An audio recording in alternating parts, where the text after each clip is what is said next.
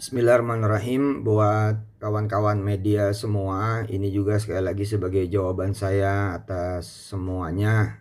Saya sudah tanya kanan kiri ke kiai-kiai, ke para guru, para alim ulama.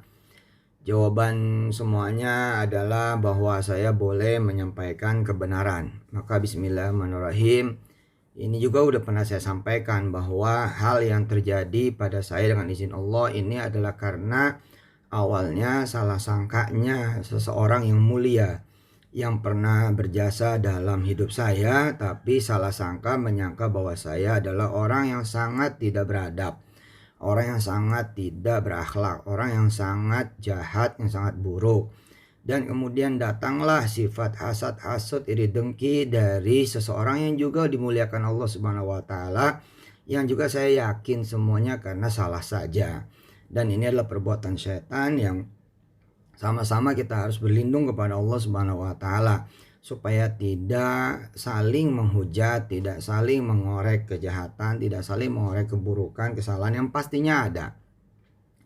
Pada tahun 2005 saya dengan izin Allah Subhanahu wa taala dibawa ke televisi oleh seseorang yang menganggap bahwa itulah pertama kalinya saya ke televisi dengan segala ketawaduan dan kerendah hatian sebagai seorang pemula di depan seorang kaya raya yang konglomerat dan juga sahabat saya, salah satu wartawan senior di salah satu koran Islam terkemuka. Ya, saya tidak banyak bicara kecuali berterima kasih dan mengiyakan. Tapi saya sudah masuk TV dulu sebelumnya dan bahkan sudah ada di radio, ya salah satu radio paling terkenal sepanjang tahun 2004. Dan 2005 ujung itulah saya juga masuk ke salah satu TV juga, TV swasta paling terkemuka, dan kemudian membesut sinetron Tukang Bubur Naik Haji. Ala kulli hal, peristiwa saya dibawa ke TV sekali-kalinya itulah dianggap sebagai sebuah jasa yang luar biasa dan saya tidak menampik. Benar-benar itu saya sangat kenang bahwa tetap itu adalah sebuah proses dari sebuah perjalanan. Dan disinilah saya belajar memang saya tidak bertata krama, tidak berakhlak. Sebab orang itu mencintai saya dengan tulus, orang itu mencintai saya dengan ikhlas. Saya sampai tidak pernah berani menyebut nama, khawatir benar kemudian orang membenci beliau dan kemudian berdampak pada ekonominya, berdampak pada usaha restonya. Dan ini saya sampaikan di Istiqlal tahun 2014 ketika beliau kemudian naikin 2 file pertama ke YouTube yang di situ penuh dengan narasi kemarahan dan kebencian. Saya liatin bolak-balik 2 file itu ya, dari peristiwa 2005 ke 2014 kurang lebih. Narasinya ternyata memang berasal dari saya tidak tahu diri, saya memang kurang akhlak. Nah, dari sinilah kemudian teman-teman mesti hati-hati dengan hal kecil, karena hal kecil ini kalau tidak di-maintain akan menjadi hal yang sangat besar. Dan kemudian ketemu momennya karena masuk dengan memukul saya dengan izin Allah lewat kekurangan saya dan kesalahan saya yang nanti akan saya ceritakan. Sampai sini kemudian saya liatin apa kesalahan saya, kok orang yang mencintai saya sampai sebegitu rupanya gitu. Saya liatin dua file YouTube di tahun-tahun pertama itu. Ternyata ketemulah bahwa tahun 2005 itu saya disedekain, saya garis bawahi ya, disedekain mobil kesayangan beliau, bukan mobil Hammer ya, waktu itu beliau udah ada mobil Hammer dan udah ada mobil yang lainnya luar biasa, jaringan restonya juga top. Beliau punya mobil Elf, tapi Elf itu yang dibanggakannya karena udah disulap demikian rupa mobil Elf itu menjadi seperti rumah berjalan. Dan ketika saya diminta untuk ceramah di keluarga besar karyawan dan outlet manager gitulah dari beberapa cabang di Jakarta dan sekitarnya, beliau bercerita saya mencintai sedekah, saya bahkan sedekahnya 30% kata beliau, dan saya mewajibkan mitra-mitra saya apa franchise gitu apa gitu itu juga sedekahnya ya gede gitu, tapi saya pengen kamu, kata dia itu bercerita tentang sedekah supaya sama semuanya. Datanglah saya. Nah, kemudian ketika datang seperti biasa Saya bercerita tentang sedekah dan saya nyuruh sedekah. Namanya juga saya ceramah tentang sedekah, maka saya nyuruh sedekah. Nah, peristiwa itu sebenarnya dilihat oleh beliau bahwa itulah yang menjadi kebiasaan saya ketika saya bercerita tentang sedekah. Memang saya seperti nodong, memang saya seperti maksa, tapi terserah. Bukan nodong dan maksa lalu saya gondol, hampir nggak pernah. Dari 1999 saya ceramah tentang sedekah sampai kemudian 2021 ini. Saya bahkan mempersilahkan teman-teman secara publik bila ada yang benar-benar saya bawa sedekahnya dari acara sedekah, dari acara panitia ceramah lalu saya bicara sedekah, maka ngomong aja. Ada satu aja saya berhenti jadi ustadz. Perasaan saya nggak pernah gitu, hampir nggak pernah, kecuali panitianya emang nggak ada tujuan sedekahnya kemana. Kalau itu ya mau gimana ya, saya terima saja, tapi mengkondisikan enggak. Dan itu beliau tahu persis, karena ketika kemudian saya selesai ceramah tentang sedekah 2005 di salah satu outlet beliau di Bintaro, itu saya suruh sedekah, dan sedekahnya kemana saja dalam bentuk silakan ditulis sedekahnya apa tanpa usah dikasih nama. Terus kemudian saya cari kertas, saya bagiin kepada semuanya, dan semuanya mengisi tanpa saya tahu siapa namanya dan bakal kemana. Nah, di salah satu kertas itu ada isinya mobil. Nah, mobil kan nggak mungkin karyawan-karyawannya itu. Terus saya liatin beliau, ini bapak, iya buat kamu nih, buat kamu, buat saya loh, bukan dipinjemin. Dan di hari itu pula mobilnya itu saya sedekahin. Nah, di sini letak kesalahannya. Mestinya saya bilang dulu pada beliau, tapi saya nggak bilang. Di pertengahan jalan saya kontak dengan istri saya, waktu itu masih zamannya Ratelindo.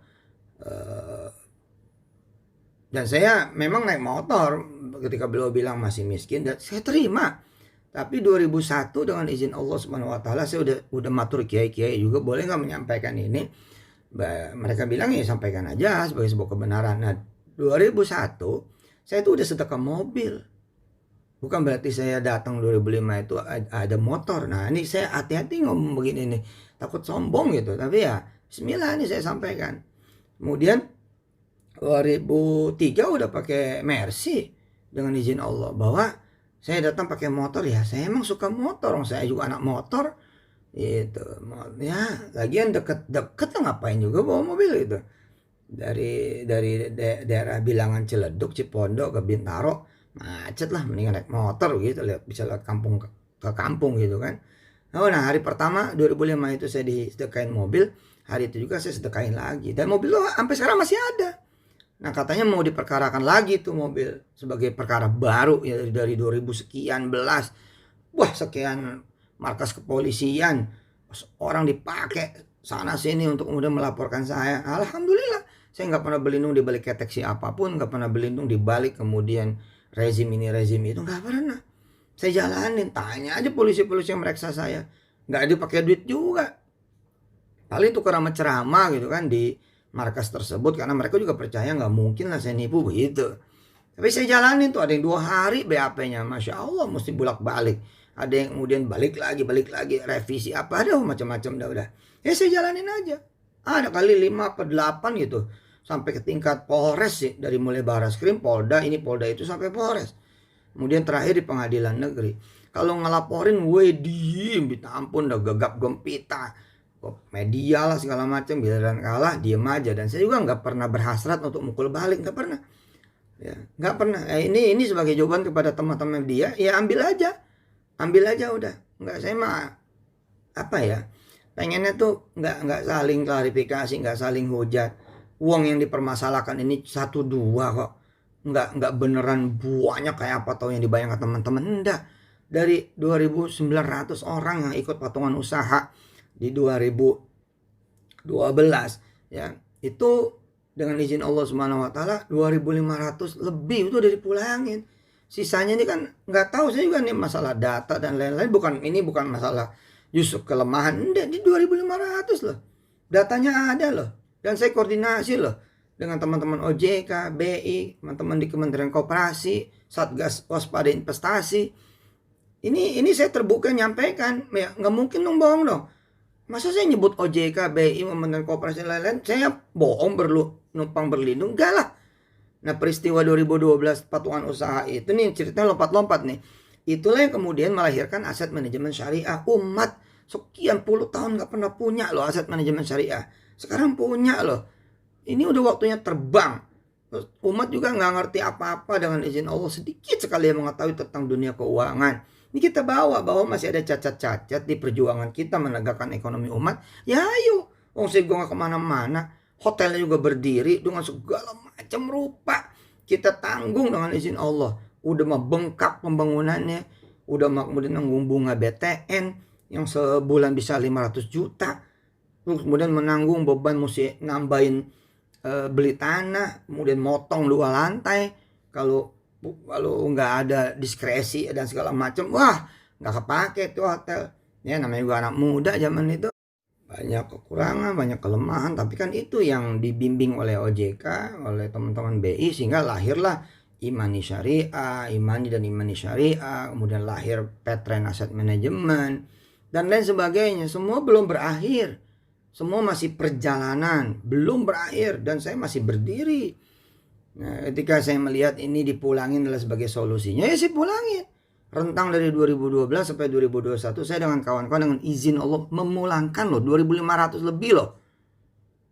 Masa nggak jadi sebuah pembuktian bahwa ada yang belum dipulangin. Nah ini yang kelihatannya dirawat, jadi kayak nggak kepengen dipulangin, nggak boleh dipulangin. Ada yang minta ganti 1,8 miliar dari investasi 10 juta. Yang terakhir nih gugat lagi ke pengadilan negeri. Satu orang 2,5 juta apa 5 juta gitu, minta gantinya sampai 80 jutaan sekian sampai 100 juta. Ada tuh istilah kerahiman. Kalau kerahiman sih saya pasti ngasih tuh dengan istilah saya lebihin terus tuh. Nggak pernah juga pas-pasan. Bisa 10% saya lebihinnya. Ya namanya gua duit orang ya, tapi kan udah balik aja udah alhamdulillah, nggak ada delusi loh, dan nggak kabur loh, proyeknya juga ada loh, dan berhasil kita melahirkan banyak regulasi secara visi misi keumatan mah nggak ada cacatnya. Ini mah ada memang orang yang dendam sama saya, salah sangka sama saya dengan izin Allah, itu yang kemudian nyari kesalahan dia. Ya kalau dicari mah siapa juga hari ini yang kagak ada kesalahan, saya ngakuin itu. Tapi 2.500 lah. Datanya ada loh dengan izin Allah. Nah itu begitu mau dipulangin minta 1,8, minta sekian-sekian. Ya kalau saya ikutin nanti gimana dengan yang lain? Nggak adil dong saya, dan jadi masalah kan begitu. Nah hotelnya sendiri juga biar adil kita wakafin kok. Kita jadiin kemudian itu pesantren. Udah berdiri kapan tahu. Enggak, anak saya juga sekolah di situ ya bayar. Sekolah di Darul Quran bayar. Oke, kembali lagi ke persoalan awal ya.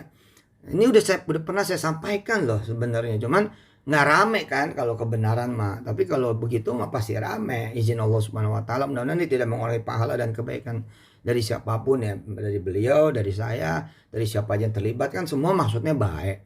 Ya, saya dibilang nggak pernah mau ketemu gimana, orang sudah minta maaf, tapi nggak dianggap permohonan maaf saya, rupanya begitu.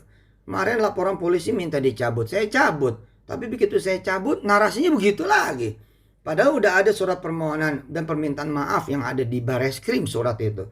Gak pernah tuh saya publish kemana-mana tuh. Gak pernah beneran. Malah ceritanya, wah ya udahlah, emang mau begitu.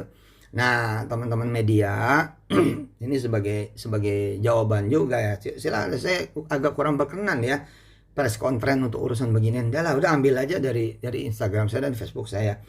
Nah, ketika saya disedekain mobil dan saya sedekain lagi, di situ persoalannya. Pertama, saya menganggap ya udah disedekain kan, ya udahlah bukan urusan saya juga gitu.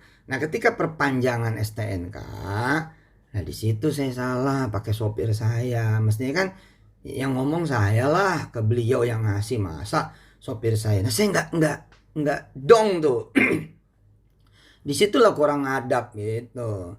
Nah, saya nggak nyangka ya peristiwa ini kemudian jadi kemana-mana. Nah lumayan bertahun-tahun tuh yang minta sopir saya, minta sopir saya. Saya alhamdulillah tuh 2005 udah pakai Alphard itu. Alphard masih 8 biji kali 2005 2006 tuh. Alhamdulillah izin Allah Subhanahu Wa Taala. Subhanallah dah. Rezeki mah bukan main dah, karena sedekah itu luar biasa. Saya begini dianggapnya juga saya pantas aja kaya dari jual agama. Ya ampun, anak-anak saya aja di Darul Quran bayar. Berasa gak sih? Di Darul Quran loh, bayar. Allahu Akbar. Hah? Belum lama saya lupa belum bayar. Yang kita ditagih itu yang si Kun apa si Hafiz? Kun. Abang Kun belum bayaran ya? Iya. Terus? Iya, dapat WA dan telepon. Oh, isinya apa? Isinya tagihan. Nah, ini pesantren yang saya dirikan bersama kawan-kawan, yang saya ikut kerja 24 jam. Tidur aja rapat tuh. Tidur ngipnya rapat lah. Anak saya sekolah di situ, lupa bayar, ditagih. Bagaimana saya mau nipu? Ampun ya Allah, ya Karim, ya Dzal Jalali wal Ikram. Dan ini kemana-mana nih. Bahkan nggak sedikit di antara yang melaporkan itu ada wali santri juga. Unbelievable ya. Aduh, ini kalau bukan karena hasad-hasad iri dengki ini nggak bakal begini. Nah, tambah parahnya lagi, mobil itu kemudian beliau lihat. Kan di situ ada branding restonya beliau di mobil itu. Saya luput lagi tuh, karena mobil itu saya sedekahin. Saya juga nggak ngerti juga. Nah, tahun 2007 saya bikin film. Nah, Kun Fayakun. Nah, teman-teman yang ada di balik film itu juga ada di ring satu saya. Salah satu yang kemudian memang saya sedekahin kan ke abahnya yang kiai. Nah, sama teman-teman begitu saya pulang dari haji, dijemput sama mobil beliau yang sudah tidak ada restonya beliau itu, branding resto beliau di mobil itu, berganti dengan salah satu brand yang serupa gitu loh.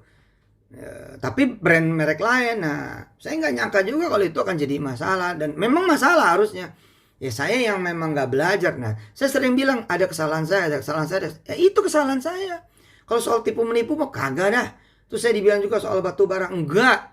Dari dulu saya malah ngalah mulu. Saya ikut ganti, ikut bayar di beberapa orang. Ada satu orang malah 23 miliar itu. Saya nggak tahu tuh dari mana bisa ganti itu. Belum yang lain-lain tuh, yang nyelonong ke rumah saya. Tapi kalau sekarang mah enggak lah, saya bilang.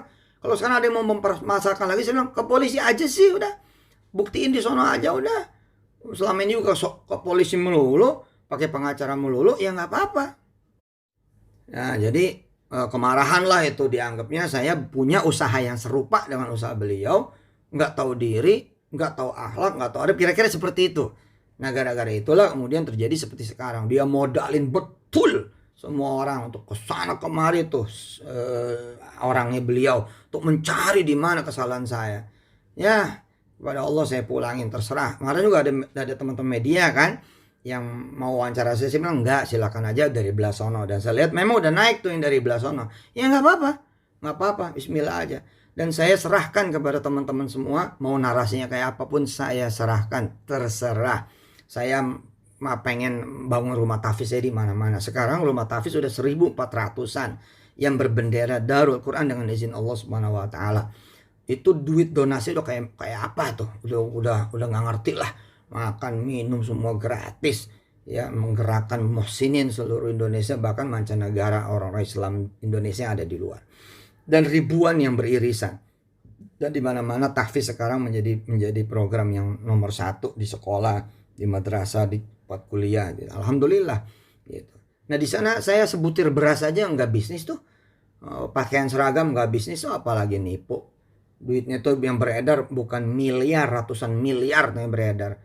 Ini yang diperkarain 5 juta, 10 juta. Saya kalau ngomong kayak gini salah. Kan duit orang kecil, iya, tapi 2.500 sudah saya pulangin. Kalau masih ada yang belum dipulangin, ini mana sini? Ada kalanya saya punya duit, ada kalanya saya enggak. Kalau saya enggak punya duit, ya saya bagi 2, bagi 3 gitu. Kalau punya duitnya langsung. Nah, 2 tahun terakhir kan siapa juga tahu nih COVID. Iya, memang kecil dikit-dikit. Tapi kalau sekali pengajuan 20-30 orang kan ini berasa gitu loh. Yang begini nih saya bagi-bagi gitu. Tapi emang ada yang kayak nggak mau selesai. Ini 5 orang tuh yang mau gugat pengadilan negeri minggu yang lalu tuh didaftarin. 5 orang lo bayangin. Ini apa gitu loh. Bukannya ayo maju bangun bangsa dan negara. Emang saya penjahat kayak apa juga sih gitu. Kemudian ada lagi tuduhan itu, ya udahlah terserah lah, mau nuduh apa terserah lah. Kalau emang udah begitu ya mau diapain gitu. Nah, sekali teman-teman, ini saya udah minta izin kepada kiai. Besok udah mau berangkat muktamar juga, saya ikut di muktamar NU Lampung. Insya Allah mudah-mudahan Allah sayang saya dan bisa menyelesaikan semuanya. Apa yang saya sampaikan, apa yang saya kemudian ikhtiarkan, semua semata-mata karena Allah. Insya Allah izin Allah, kepengen umat itu jaya. Bukannya umat selama ini selalu mengeluh. Umat ini selalu, mana orang kaya dari kita-kita? Mana orang besar dari kita-kita? Mana usaha yang dari kita-kita? Mana yang punya kita? Lah, giliran punya ada sedikit ini namanya usaha ya. Masa iya bisa langsung jalan juga? Ya mari gitu. Apa yang memang belum selesai kita selesaikan. Apa yang belum sempurna kita sempurnakan. Apa yang masih kurang juga, ayo mari kita perbaiki semuanya. Bismillahirrahmanirrahim. Saya nggak akan pernah berhenti juga menegakkan ekonomi umat, ekonomi bangsa dan negara. Nggak akan pernah berhenti. Bismillahirrahmanirrahim. Apalagi berhenti jadi ustadz. Enggak lah. Ya. Waktu pertama kali ketemu saya sama beliau lagi untuk minta maaf, beliau cerita, kamu nih pakai tarif, udah diberangkatin sama orang, pakai pesawat, sampai sana kamu cerita tentang sedekah, sampai sana kemudian terkumpul duit 60 juta, kamu gondol lagi ke Jakarta, wah kayak apa kamu ini, jahatnya. Lah, saya bilang, bagaimana cerita ada begitu? Nah tapi karena waktu itu suasana dan nuansanya gimana-gimana ya saya bilang, ya Pak, insya Allah saya perbaiki. Dalam hati saya nanti saya akan kontak beliau yang dimaksud itu sebagai informan dia, mau nanya bener gak gue begitu. Kata beliau nih belum sempet saya ngomong, baru desiran hati Pak katanya, orangnya udah meninggal dunia, anak kejadiannya di Medan. Untungnya ini alhamdulillahnya saya punya saksi, tiket beli sendiri. Ketika kemudian berangkat sampai di Medan, memang saya celana tatak sedekah dan gelar sorban, duit terkumpul memang 60 juta. Tapi demi Allah, seperak juga gak saya bawa. Lah kok bisa begitu? Lah ternyata emang orang emang masalah. Sejak ikut Ustadz Arifin Ilham udah masalah. Buat sendiri majelisnya di sono dengan nama Ustadz Arifin Ilham juga masalah. Ya udah mau diapain gitu loh. Nah kayak gitu-gitu tuh informasi yang beliau terima. Jadi saya mah yakin ini salah informasi semuanya. Nah saya gak bisa ketemu kok. Kalau bisa ketemu saya temuin. Kagak bisa beneran. Terakhir ketika di polisi di Barreskrim, ya ketika saya cabut laporan saya yang lapor loh. Yang saya lapor itu ngomong, ente kalau mau ketemu mau gampang. Gampang bagaimana? Aksesnya kagak ada, ditutup. Saya mah Yusuf Mansur Pak, tiap hari juga live di Sosmed. Urusannya kagak ada yang kita macem-macem lah, nggak ada lah. Bismillahirrahmanirrahim aja lah. Gitu. Ya teman-teman maafin saya. Pokoknya kalau ada yang nggak beres, ya ayo kita selesaikan. Nah sekarang udah bergulir nih babak baru lagi nih di pengadilan baru lagi. Aduh, ya udah jadi ibadah semuanya. It's only only a piece of cake gitu aja lah. Pokoknya kalau punya masalah ya udah nih bagian dari ya sepotong kue gitu. Bismillahirrahmanirrahim. Saya doain semuanya mudah-mudahan barokah. Niatnya juga kan pada dakwah, pada jihad ya bagus. Mudah-mudahan sama-sama bisa gandengan tangan di kemudian hari dan membangun ekonomi umat, bangsa, dan negara. Saya Yusuf Mansur masih sampai sekarang masih penasaran. Saya pengen juga dalam tanda petik minta teman-teman publik juga ikutan gitu loh. Siapa yang pernah jadi panitia saya sejak dari 1999 sampai 2021. Kalau emang ada cerita saya minta duit, naripin duit, dan ngegondol duit sedekah. Tapi bener loh ya. Jangan cuma ngecap. Nah kalau benar ya monggo sampaikan gitu loh. Satu aja, saya berhenti beneran jadi ustadz, udah berhenti dah. Ya nggak apa-apa juga istirahat. Ya ini semata-mata saya sampaikan, mana buktinya gitu loh. Agak ada bos. Itu. Nah soal saya nipu dan segala macam, enggak lah. Itu kan berangkatnya juga bukan dari bisnis, tapi dari proyek keumatan. Ya tapi mana hasilnya? Yuk mari kita selesaikan dong, mari. Memang gampang kata melahirkan aset manajemen. Tanya tuh teman-teman aset manajemen, gak gampang. Lebih gak gampang lagi jalaninnya. Nah ini kan lagi proses semuanya. Bismillahirrahmanirrahim, ntar juga berbentuk. Percaya mau saya. Nih dikit lagi nih ada divestasi ya dari aset manajemen kita ke salah satu perusahaan yang asetnya 300 triliun. Apa enggak itu kemenangan umat? Oh itu kan punya Yusuf Mansur. Aduh Pak, kalau ya saya untung juga buat rumah tahfiz Pak. Ampun dah. Saya mah ngajar tauhid, ngajar iman, Allah dulu, Allah lagi, Allah terus. Kalau pengen mobil apa aja tinggal minta sama Allah. Pengen rumah tinggal minta sama Allah, duit tinggal minta sama Allah, gampang udah. Ya tapi mana pulangin dong punya duit orang. Itu 2.500 loh, udah saya pulangin mau lihat datanya. Nah, di sini nih sebaik-baiknya ngadu data di polisi. Sebab apa aja dibelokin, apa aja dinarasiin jelek, apa aja diputar balikin. Ya mah, ya udahlah. YouTube udah kayak apa tahu, udah kayak apa so tahu aja isinya begini begitu bilang. Ketemu saya aja pada belum. Bagaimana antar umat itu. Tapi kalau saya saling maki, saling hujat kan kagak bagus. Ya akhirnya saya tutup dengan silahkan menarasikan apa saja. Yang ini gimana? Ini mah saya udah dauhnya para kiai. Mansur sampaikan kebenaran. Ya begitu. Saya udah muter-muter juga zaman dulu ketika kemudian dibikinin buku ini buku itu, dibagiin kepada kiai ini kiai itu, majelis ulama semua. Saya dipanggil sana sini, saya laporan balik, ya begini kiai begitu kiai. Udah saya sampaikan. Terus saya pernah disidang sama Habib Rizik tahun 2014 juga kalau nggak salah apa berapa gitu. Dianggap bohong. Lah Habibnya masih ada. Tanya aja ntar kalau beliau diizinkan sama Allah keluar. Ayo nggak apa-apa berani saya mah. Nggak ada masalah juga.